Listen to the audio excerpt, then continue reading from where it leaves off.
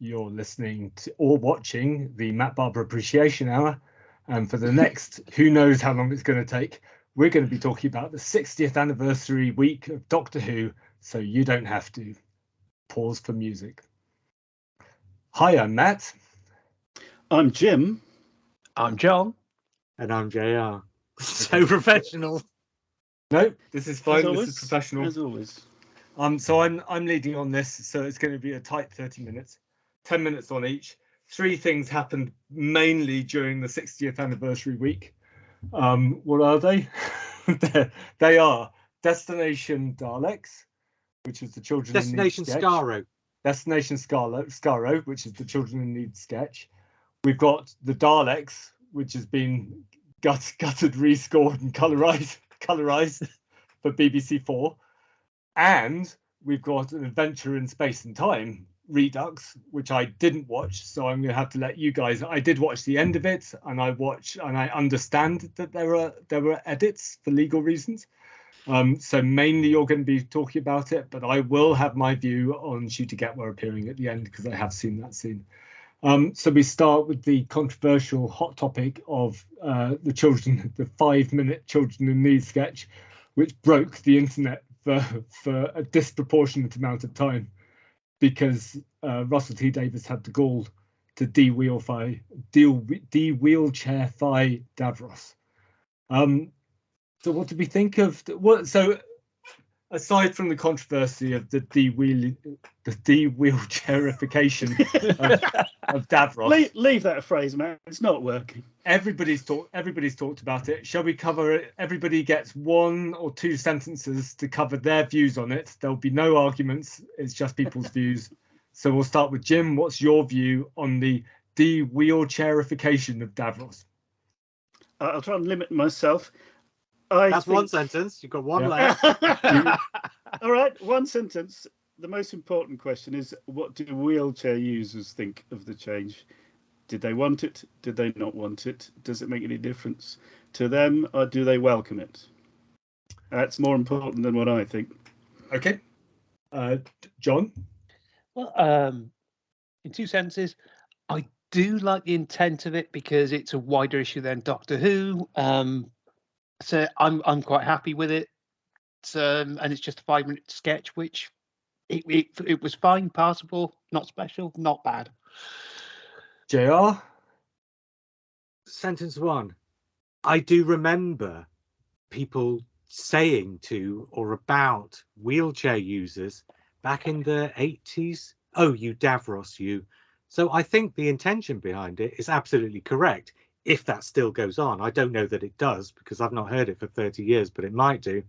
But then my other sentence is the fact that Russell T Davies had to go on telly and do an interview afterwards to explain what he'd done, and nobody realised why he'd done it or even what he'd done until that point, means it was clumsily executed and absolutely failed in its intent.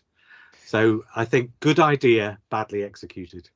And I think it's a good idea, probably clunkily executed, but I think that's an issue of the wider sketch.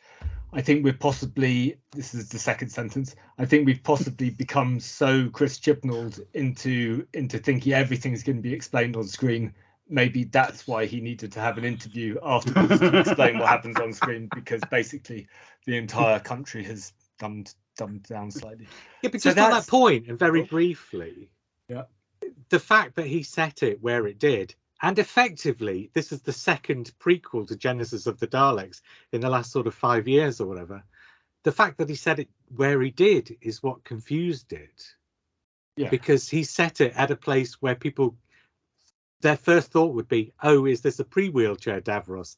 If he'd have set it after Genesis of the Daleks or found some other way to do it, he could have made it something that came straight into people's minds. Oh, he's doing a thing, but he maybe didn't. That's raising the question of what we think about the sketch in general, aside from the wheelchairification of Davros. I mean, it's just funny that people are talking about Genesis, the Daleks being retconned. I mean, what is Genesis but a big retcon in itself, you know? Yeah. Oh, yeah. I mean, it's been retconned twice. So this is, as JR says, the second time Genesis has been retconned. So Magician's Apprentice which is familiar, basically did roughly the same thing, just repeated. So what did we think of the sketch? Did we find it was funny? This is the first real Russell T Davies Doctor Who proper material we've seen in 12 years or more. So how do we feel? Does it bring back warm, cozy, fuzzy memories of Russell T Davies, JR? Or do we find Leading the witness? do we find his humour a little bit of a sledgehammer? And same sentence. I don't think he's very funny. I never have found him very funny. No, I don't think it was meant to especially be funny. So there was fun in it. It was meant to be funny. Yeah. It's just Bits of it were, two but, very obvious jokes is what it's based on. But that's it. 2 obvious jokes in 5 minutes, and the rest of it was just build up for a couple of obvious jokes. So I don't think it really worked, because if you've got 5 minutes, you need to do something like Time Crash that sort of affirms something and that uses the entire 5 minutes. This just seemed to use about 3.5 of the 5 minutes as build up to get to the place where it needed to be by the end. And so I just thought it was weird and clumsy. The first time I watched it, I hated it. The second time I watched it, I thought it was okay. The third time I watched it, I kind of enjoyed it. So I've kind of brought myself around to it, but I don't think you should have to go 3 times before you start enjoying it, right? So what you're saying is Stockholm syndrome here, right? Well, it feels like there's a reason why Moffat always got the short things to write, because his humour does work in like Confined spaces. His humour is condensed into like little packets of words and wordplay, whereas Russell T Davies's humour, I think, does work, but it works over 45 minutes. It comes from character, really. So yeah, there's not enough time for character in this. So John, what did you think? Because you haven't really. It was okay. It was passable. 5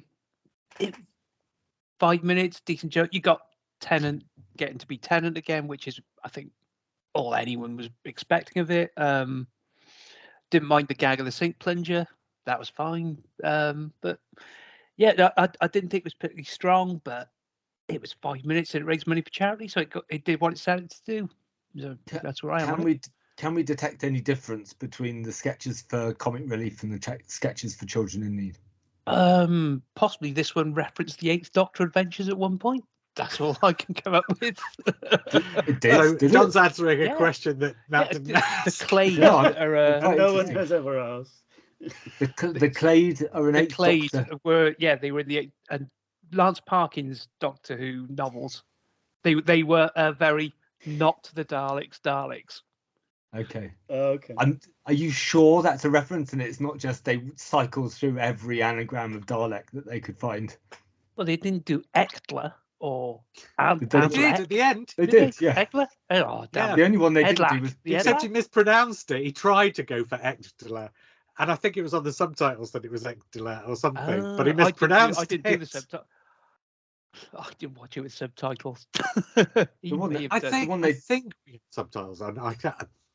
Anyway, I did. Yeah. The one they didn't go for was Khaled, but that's for obvious reasons. Yeah. Yeah. So what did we think of the internet reaction to? Well, let's not bother. So Why? I will say one thing about the internet reaction. Normally, when you get something like this, the internet reaction is a lot of loud voices. But when it seems like a lot of loud voices, it's not actually that many. This really did put, I mean, even the reasonable people, even the reasonable voices were kind of, what's going on? So I think this went a little bit further in its reaction than they normally do. I think this was a bit further than we're used to. It made strange friends of different groups on Twitter, yes. as far as Ian Levine. Well, we'll get into Ian Levine because he's just today reacted to. Oh no. We have to cover. He's an important commentator in modern Doctor Who, and we have to cover his views. There must be 2 Ian Levines. But he's mainly reacted. There are. The other one's a porn star. I'd rather hear what he's going to say about Doctor Who, to be honest. It's going down the tube. Something I'll probably say. Yeah, probably. so Levine has more to say about, I think, what we probably move on. Have we said enough about Destination Skaro? Do you want to talk about Julian Bleach? Yeah, whether he was any good? The I haven't got the name in front of me, but the guy who was playing the other Khaled, he was excellent, actually. Yeah, I was just going to say. Yeah, he was really good. Yeah. Castiglione was the character. I don't know the actor. That's it. Riz Miss One. Riz Ahmed. No, it's not. It's not. No, Riz Ahmed is. He's different guy. Oh, is that a different actor? Yeah. Oh, Rogue One, isn't it?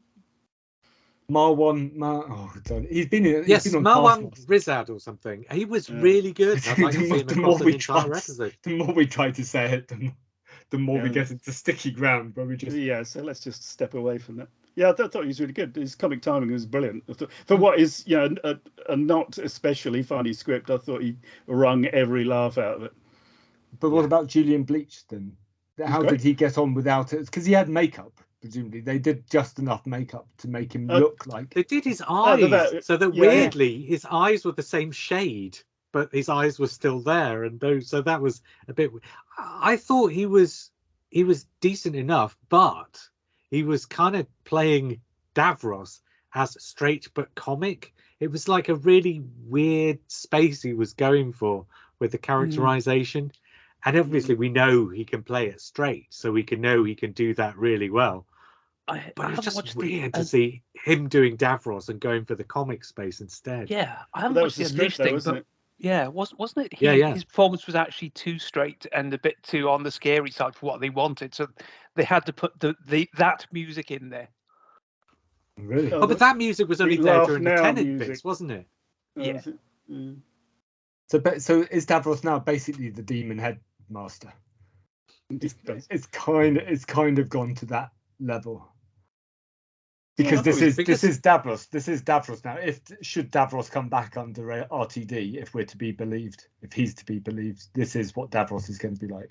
Yeah, I don't know, because I don't really see that Davros is going to be turning up in a story, because if he is, why would they need to do this to start with? If they were going to have him in a story, they could just do it in the story and have that be the thing. Unless Russell T Davies was short on ideas for something to do for children in need, so decided to do this for children in need to make a point. But I don't know, and I can't really see what they would do with Davros. I don't know, it just feels slightly odd that. It feels like he's not going to be in the series, because this was something they threw together at the last minute, right? It wasn't, we're doing a story with Davros, let's do a little prequel for it. Because what they're filming now is 2 years, or 18 months or something down the line. So they're not going to do a prequel for something that's 18 months away. No. So, yeah, it feels to me like this is just a complete one-off. So I didn't see this as, to use the term, canonical. But it was just...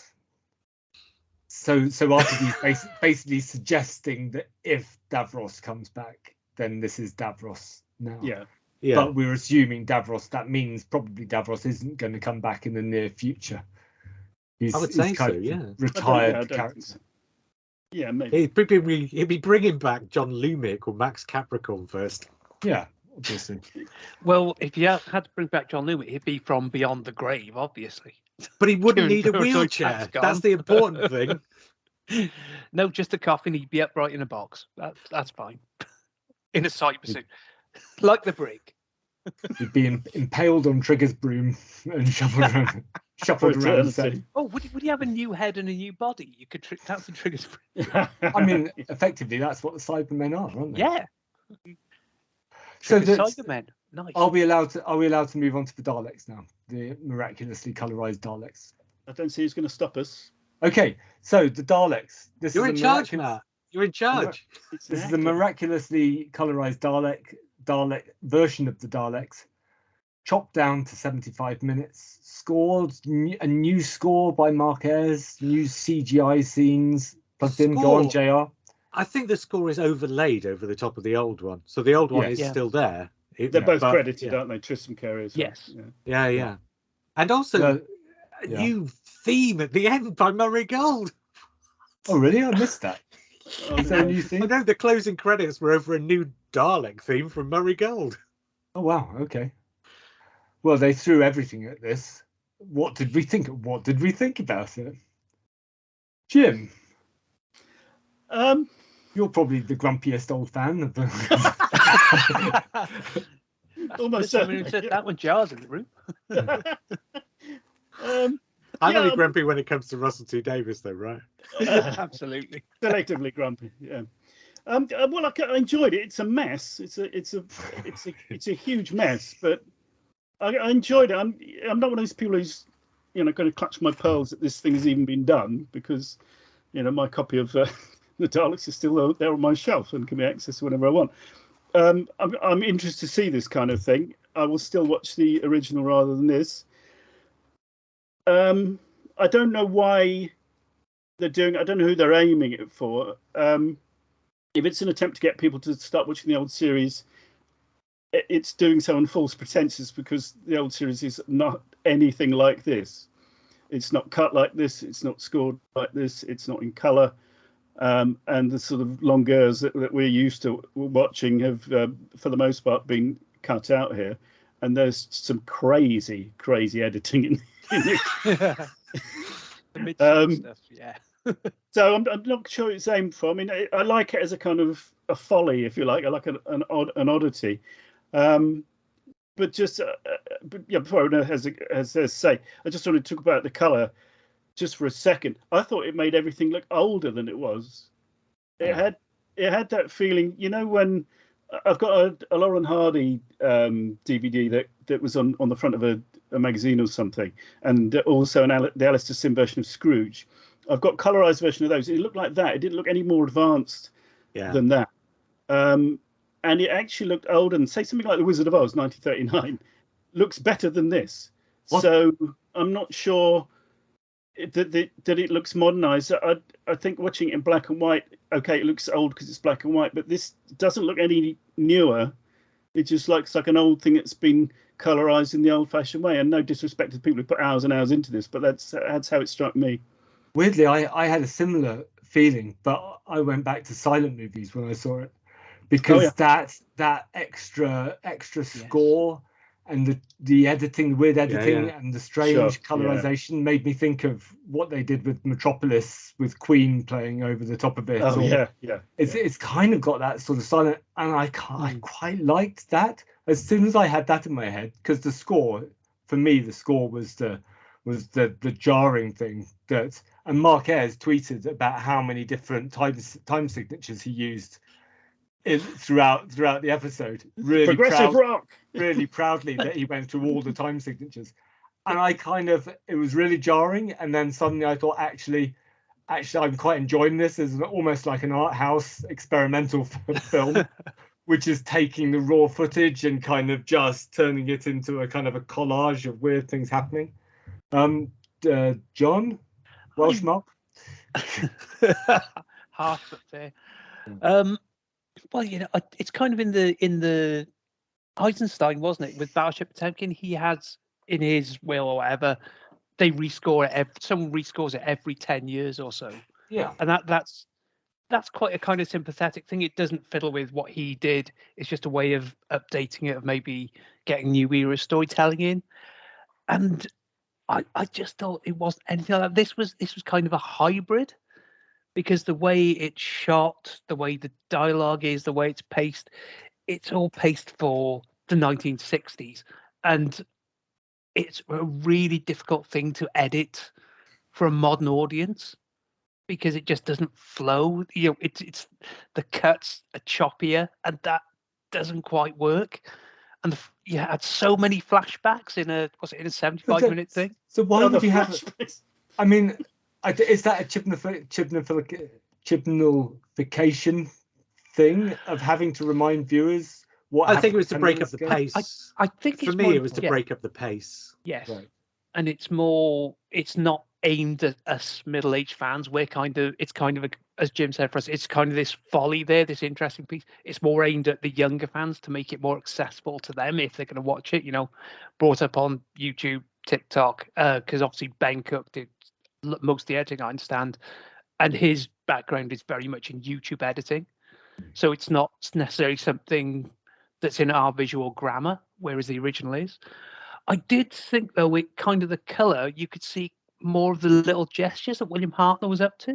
That you could always see the detail of performance on there, and that was what was really interesting to me. Just little scenes where you just, it's not something you necessarily pick up if it's in monochrome, but if you can see it more clearly, it's more defined. The colours there, it was great. I thought the colorization was great, and I really liked how it started with this kind of low res VHS copy. It's the tribute to the two doctors. Yeah, and then it took its time though, didn't it? It really took its time. Yeah. Hang on, is this ever going to get?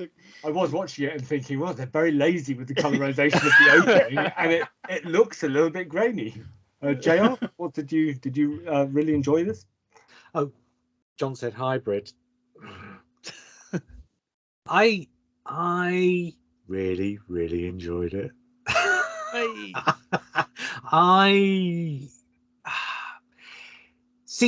I think they did do really good things with the pace.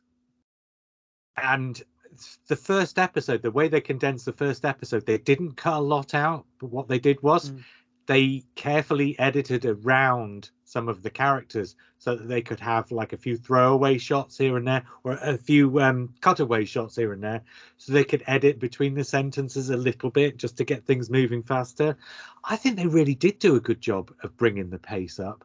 But then there's that bit halfway through when all of a sudden this weird bizarre drum soundtrack comes in, and all of a sudden you get this scene in 3 seconds, and then this scene in 3 seconds, and then this scene in 3 seconds, and you just think, Christ, they went through a whole episode in like a minute and a half. What the hell happened there? And I realized the city, That's when it ends in the Dalek in the lift. Yeah. And that was completely at odds with everything you'd seen up to that point, and mostly at odds with everything that.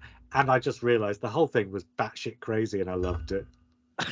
So excellent. So I really liked it as well, and I watched the 75 minutes, and I'd probably to be honest more happily watch this than the original, to be honest, the original Dalek story. However, the flaws, I thought the colorization was really good and very successful, and I'd happily watch a second colorized one, because I just got into the colorization. Before you move on the subject of the colorization, going back to something you did say just now, but I just want to add to that point. You said the colorization. When you watch something in black and white, and especially if it's videotaped black and white, so there's not much definition in the black and white, often there will be things going on. So you talked about William Hartnell's hand gestures, but it wasn't just that. Sometimes it was when a shot had sort of two rooms in it, or two areas of interest in the shot, and in the sort of minor area of interest, stuff was going on. And in the black and white, the color version, I saw a lot of things that I'd never noticed in the black and white, in those sort of minor areas of interest, because all of a sudden, with the definition being, it's this color against that color, you notice people doing stuff. I noticed a lot of stuff that I've never seen before, and yet clearly it's always been there. You just, it washes over you a bit in black and white, and in color. And I've always found this, even bad colorizations can bring things out, and it makes it look like there's people doing things rather than, see, to me, black and white is a little bit like animation, in that it feels like a step away from reality. This, despite the fact that it was like this oversaturated color that looked like an Irwin Allen thing or something, it felt like a step back towards reality. And so it felt to me slightly more like people doing things rather than you watching something like a cartoon or something where it's, figures that are being manipulated doing the stuff instead. Sorry, back to your point, Matt. It's much less soupy, than black and white, definitely. I thought the acting. You talk about. Sorry, I think you talk about Heartland. I thought William Russell's acting really popped in this. I don't know if that was to do with pop. Yeah. So I actually found it I found it more dramatic actually than the first version. I'm probably sounding more negative than I actually am about this. You go ahead. You be the negative one. I am the grumpy one apparently. So, it took me by surprise. Maybe I think if I give it another watch, I've only watched it once. I will give it another watch and see what I think. But there was a lot to draw out. I think the cycloramas and the flats and stuff are more obviously cycloramas and flats, but then you trade that off of what JR was talking about, and some things are now more obvious than they used to be, and I think that's probably a decent trade-off. I think the color works for this particular story, but I'm still of the opinion that often a lot of Pertwee stories are better in black and white than color.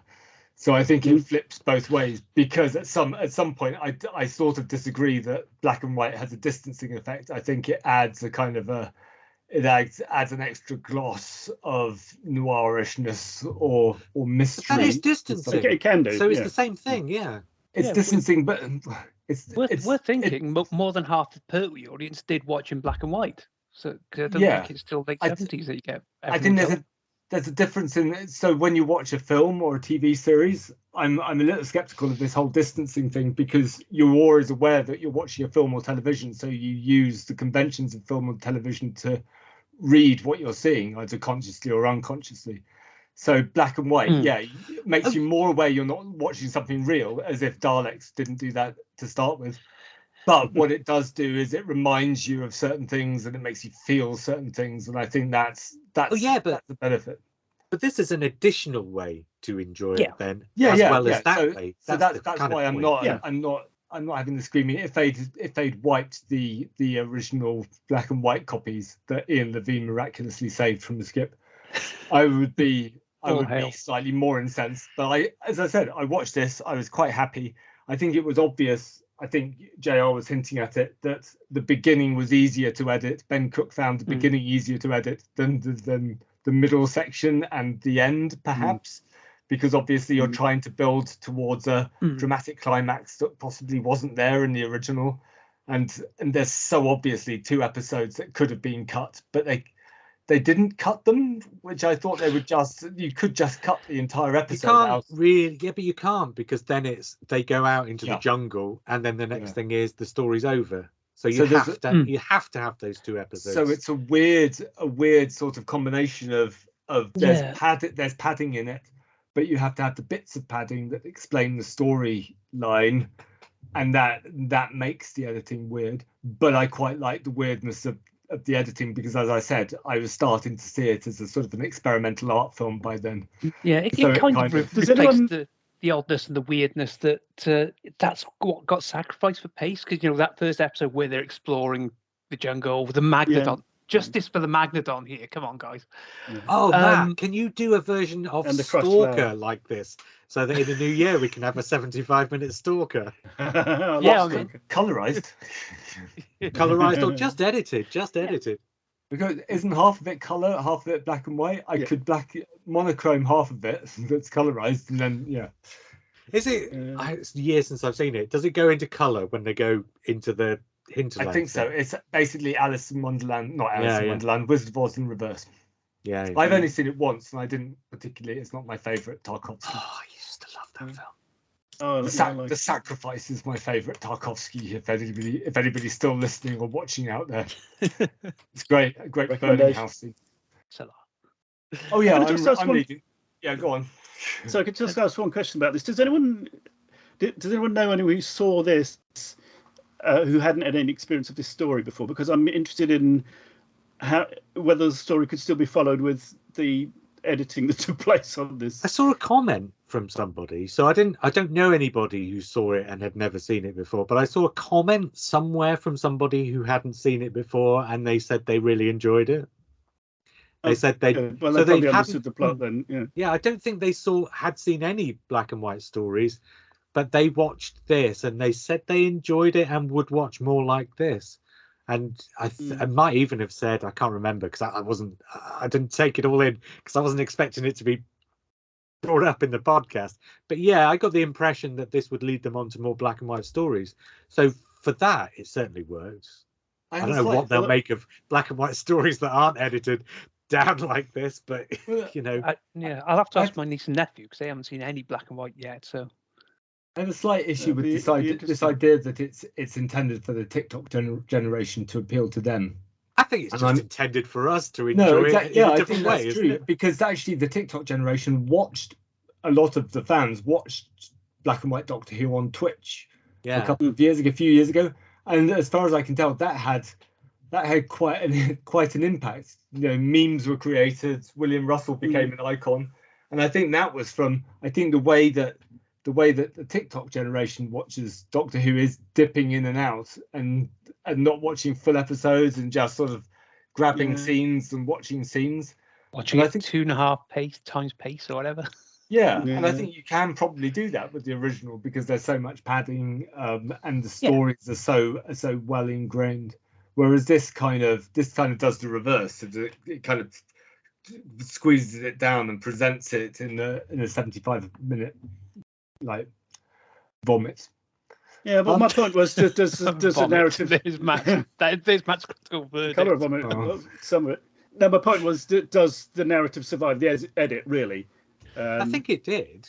Because it's sure ingrained in our minds. It's hard to tell whether it does or not. To me, I've always got half an ear to what new people are making of any Doctor Who. So I mean, just it seems as if it was. I was wondering whether it was going to work or not. It seems to be following the Doctor Who and the Daleks kind of version of it. We've already got one of those. Yeah, exactly. Almost as if they could have just shown that, and yeah. But the technology and the final mock trailer, I think that was possibly the most exciting thing, the best bit. Do you think it's giving false expectations, or? I mean, if you watch that, you'd think, all right, loads of these are coming up. I think that's the proof that really it's for us, because we know there's not more coming up. Well, one next year, and maybe we'll get one a year, who knows? But we know that all those things aren't going to happen. So that trailer was there just to say, and here you go. Here's what the rest of black and white Doctor Who would look like, or up till 1966 at least. So yeah, I think it's all for us. And that's I loved it. So it worked. Yeah, it's very nicely done as well. And ending on the Celeste, the toy maker at the end. Yeah. Just sort of a nod to what's going to happen. Yeah, that was good. Are we ranking any of these, or are we just? Are we scoring it? Ooh. Well, I mean, do you want to start giving things scores? Do you want to go back and score Destination? Okay, Destination Skaro. Let's give Destination Skaro a score. Jim? 6 out of 10. Good. John? Yeah, 6 sounds about right to me. Good. JR? 6, yeah. Yep, that's the number of the beast. And Matt, what's your score here? I think 6 is probably about fair. I thought you were going to make the maths awkward for JR. Well, no. The Daleks in colour. Condensed, the Daleks in colour. Jim? I'll give it a 7 so far. That might go up when I watch it next time. Good. John? Yeah, 1 point for every episode, 7. Good. JR? 9. It would be a 10, but it was just a bit. In some places, it was just a bit too. What the F is going on here? But I tell you what, I love things that are a bit mad, and this was utterly bonkers. So it was, I really liked it. So I'm going to give it 8 because actually I am drawn to watching it again. Which to be honest, I haven't seen the Daleks, the actual TV, like the 7-episoder. I haven't seen that in years and years. But this one, I'm sort of tempted to watch it again, maybe in a couple of years. So the final thing is an adventure in. Oh, let me get this right. An adventure in space and time. Yep. Yes, thank you. Is that right? I can never remember. Space and time. It doesn't matter. So this is Mark Gatiss's biopic of the creation of Doctor Who that's since been usurped by Paul Hayes' great book, Pull to Open, which is the actual story of the beginning of Doctor Who. This is what he wrote for the 50th anniversary, and now this is a repeat, and it's been edited for good and bad, and some surprises happen at the end. Is this correct? Yes. Okay.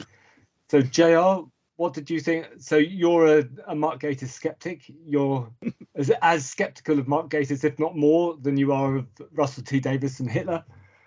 So first of all, what did we think about this when it was first on? Are we nostalgic for this? Have we seen it since? I know Mark Donaldson watches this once a year.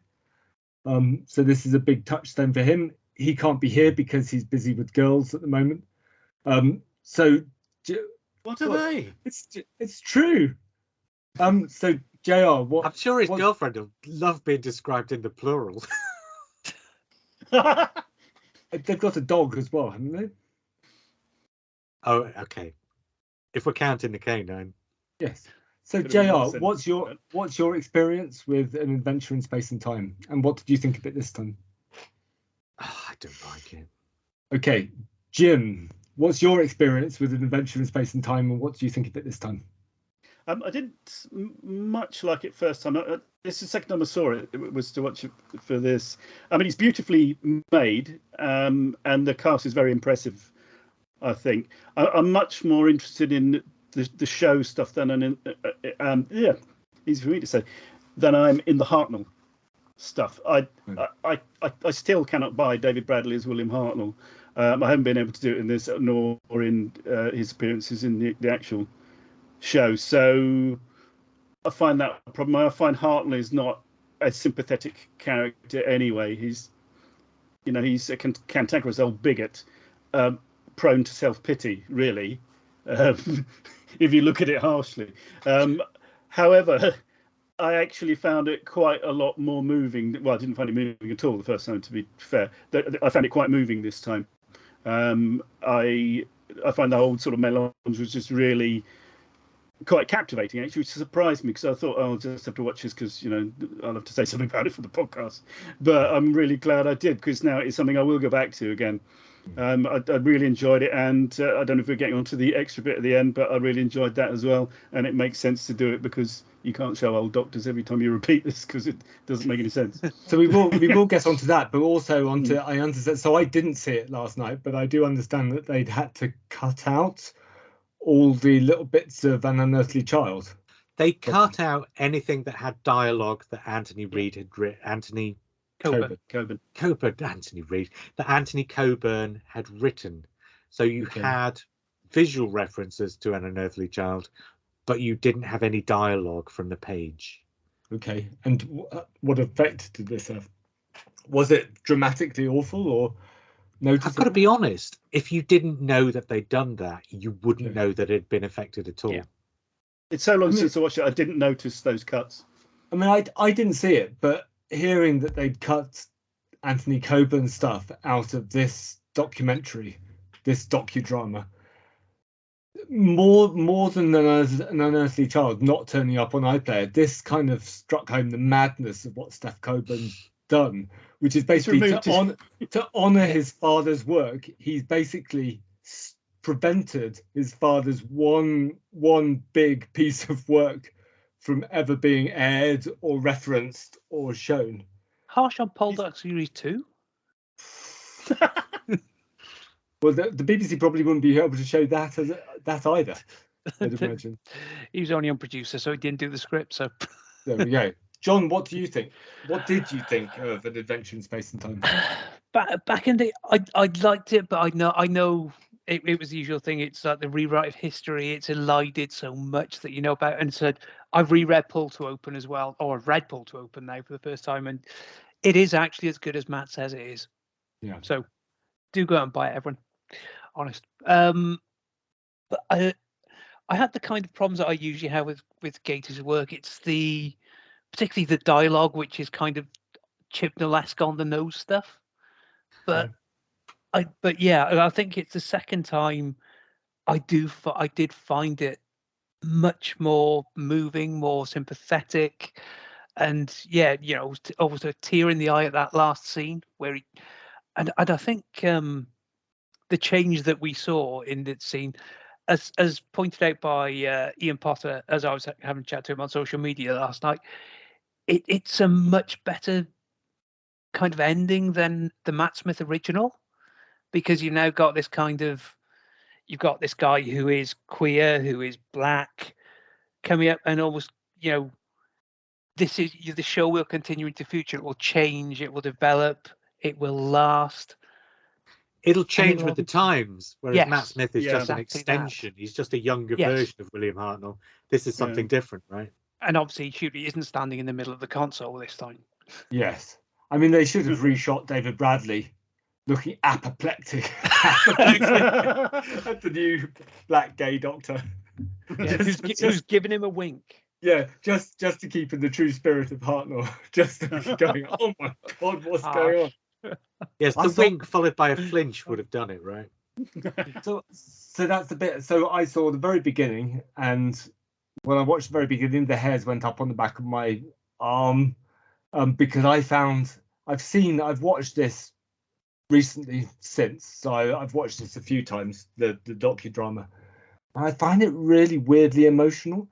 But I think, like Jim says, the making of stuff I found strangely more emotional than the emotional Hartnell stuff. So when they go to Brikaki and he's like designing the sets, and when they're sort of like they're making things and doing the sound effects, it all sort of like really. And I think it's the way it's made. I agree. The script is pretty on the nose, and it looks like it's been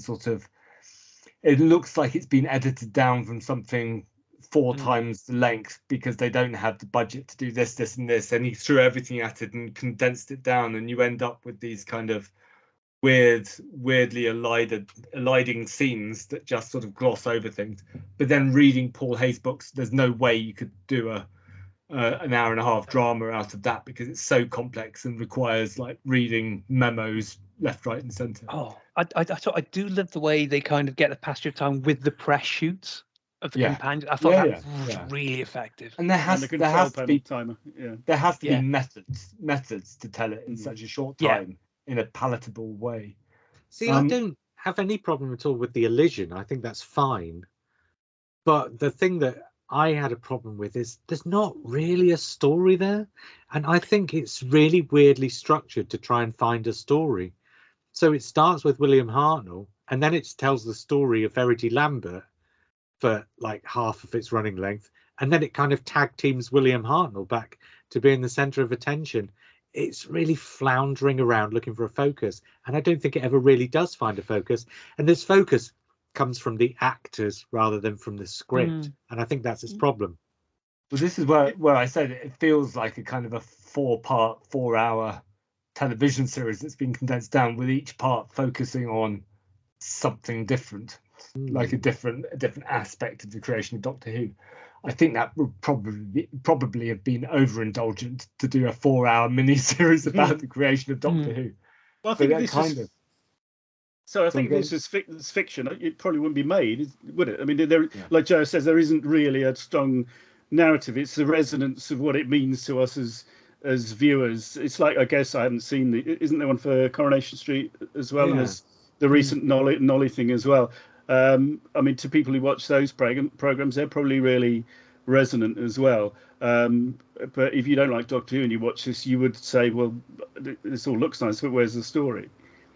Well, I'd be interested to know if people did watch this who didn't know Doctor Who. Well, if we've seen the viewing figures. Well, yeah. So I watched. We got the viewing figures for last night. We're recording this a day after the Daleks in colour and the repeat of An Adventure in Space and Time. Do you want to know how many people watched? 0.3 million. 0.35 million watched the Daleks in colour. 0.25 million watched. So 250,000 people watched this. But that doesn't sound too outrageous for overnight figures for BBC4. Yeah. Yes, the channel on one thing that's basically a repeat, the other thing that's basically a black and white 1960s story that's been colorized. I think these are like most things on BBC4, kind of made for the BBC remit of making it for the sake of like.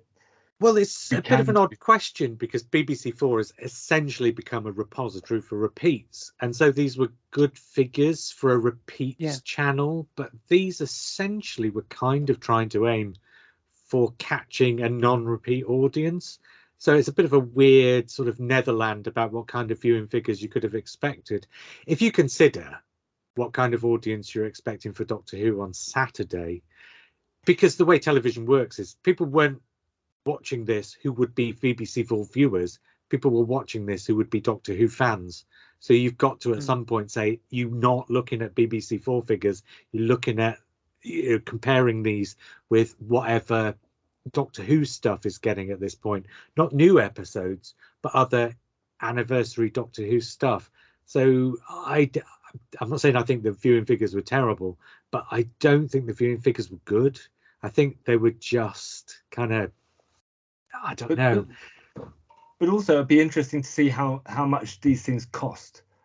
So the Daleks in colour feels like, I don't know whether they got a salary or a payment. They must have got something. Oh, they'd have been paid legally. I don't think they'd have got anything from BBC4 for it, though, because that hasn't got a program making budget, as I understand it now. Right. But It's been released on this is getting Blu-ray, a broadcast for it. Well, it's Yeah. been released on Blu-ray, isn't it? Yeah. So it'll make its money back. Yeah, I think. There was only four of them. Yeah. I saw the closing, the Ncuti Gatwa Matt Smith replacement clip. John sort of talked me round and made me feel guilty about liking the Matt Smith one more. And I understand that Matt Smith appears in the middle of the console at one point, and also it's not as progressive as Ncuti Gatwa. But there's something about Matt Smith's performance in that scene, that kind of slightly sad, melancholic thing, that Ncuti Gatwa went a different direction, which is a slightly kind of more playful, kind of, I don't know, cheeky performance, and I missed that kind of melancholy. But that might just be Matt Smith's sad face that that I missed, that Ncuti Gatwa doesn't have. No, I think Ncuti Gatwa did do that. I think he did that in the open. There's two shots, right? There's the mid shot and then there's the close up. And I think in the mid shot, Ncuti Gatwa does capture that, and then he brings the playfulness out of it in the second shot. I thought it was quite nicely done that he actually managed to capture in just two shots with no dialogue. He managed to capture two different emotions. And it's a very good performance because he's reacting to what's already there. He has very little space to work in. And he brings his own imprint to it very, very nicely. I'm looking forward to seeing him. And I'm looking forward to seeing him as well. But I think Matt Smith got more out of it than that, in a different way. But I think it's a different thing. For me, it changed the ending and how I felt about the ending of the docudrama. And it might also be because originally the Matt Smith appearance was a surprise for me. Yeah. This time I was expecting Ncuti Gatwa in there because Mark Donaldson had basically cracked the code that Ncuti Gatwa effectively told us that he was going to be in it. No, JR, you didn't crack the code. You were going along different theories, which suggested that David Bradley would appear in The Edge, or other members of U2. No, that wasn't me. Sorry? That wasn't me. I was the one who said it'll be an adventure in space and time. Mark Donaldson said it was going to be an adventure in space and time, and we told you that. There we go. Can we take this off air, please? I think the point was fight. But a lot of people were saying, "Oh no, Ncuti Gatwa said he did a thing with William Hartnell." Yeah. And which is accurate. So it's accurate because David Bradley's playing William Hartnell playing the First Doctor. So if Ncuti Gatwa had said any of the three, it would have been accurate. I don't think there's any way in a million years he would have said, "I'm doing a thing with David Bradley," because he wouldn't know. He would have been told, "We're going to film a thing. It's for a William Hartnell docudrama, and the thing is, William Hartnell looks up and sees you, and it's you that he sees. So we'll do this thing." There's no way they'd have said, "Oh, but it's not William Hartnell, it's David Bradley." I mean, that's not the conversation they were having. They were just telling him that William Hartnell's looking at him. I think probably they'd give him a fair amount of information about the scene that he's about to play. So he would have at least seen that bit, if not the whole docudrama, probably, knowing that he was going to actually act in it and then be broadcast in it. So he would have known, and he would have known David Bradley, the actor, because David Bradley, the actor, is quite famous. Ncuti Gatwa hasn't come from Mars suddenly, and he doesn't know any other actors on the scene. David Bradley's in everything. So he would definitely have known it was David Bradley. But he obviously saying that you're going to play something opposite William Hartnell, because that's technically accurate. So should we score this? JR, score. How would you have scored this in 2013? Did we score this in? We did, and I think we all gave it I think I gave it an 8 because it was fresh and because it's a beautiful production. But I did talk about the problems. But this time, I think the problems are even worse than they were. To actually say what I think the problems are, I don't think Mark Gatiss writes human beings. I think he just writes sketches all the time. And so every bit of dialogue is a reference to something that's going on external to the characters. And so none of the people speak in anything like human being terms. None of the people interact with each other anything like human beings do. They interact like characters in a sketch show. And I think it doesn't add up to a sort of flowing narrative. It doesn't add up to sort of coherent character study. So for me this time it's a 9 out of 10. So yeah, no, 6. Okay, Jim. I didn't score it last time because I was not part of your golden ranks at that Me point. neither. Oh well, there we are. The two fresh opinions. I would have given back when other people were having golden ranks on the podcast, so to speak. The originals. Don't the originals get are Jonathan best, Ross you might on, say. for God's sake. The real legacy members is what you're trying to say here, The JR. actual legacy, yeah. the audition. I think back then it kind of washed over me a little bit. I probably would have given it a 6. I understand what JR's saying, and we had a little chat about it before we started filming today, didn't we? About some of the clunky dialogue and how almost everything that is said has been said somewhere in Doctor Who before. Which after a while, you get fed up of spotting. But he didn't have quite enough of them, so he just repeated them over and over again. So I can't give it a 10 or perhaps even a 9, but I will give it an 8 because I enjoyed a vast percentage of it. And like I say, it will be something I watch regularly now, which I wouldn't have said before today when I watched it again. Excellent. Well, Sheehan?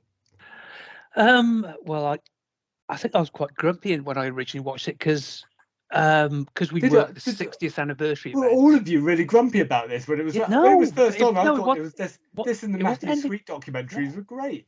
It wasn't anything to do with the actual show itself. It was more that we'd had our car broke down in Trafalgar Square on the way back home after we'd worked the 60th anniversary or 50th anniversary event. So we'd had an Akron weekend and we got in about 4 a.m.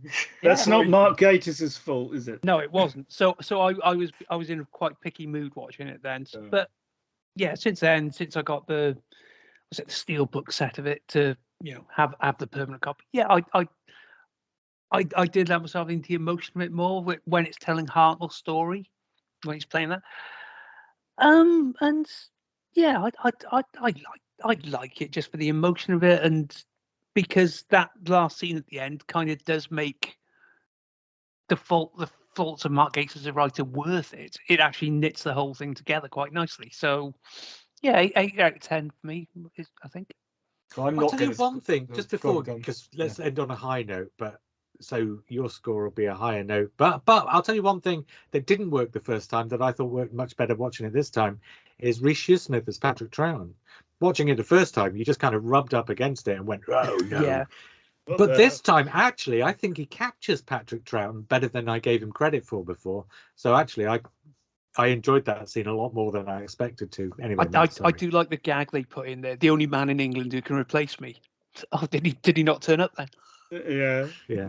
So it's impossible to capture Patrick Troughton. He's just nobody looks like him or anything. And I think Rhys Shearsmith does a good job as can be expected. But that's a really tough gig he's given them. Yeah.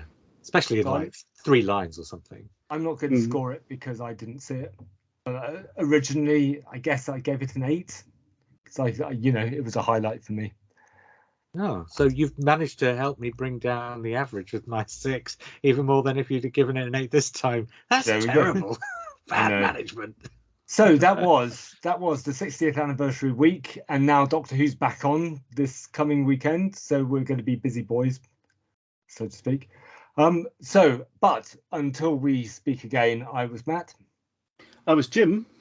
I was John. And I was JR. And we will speak again soon.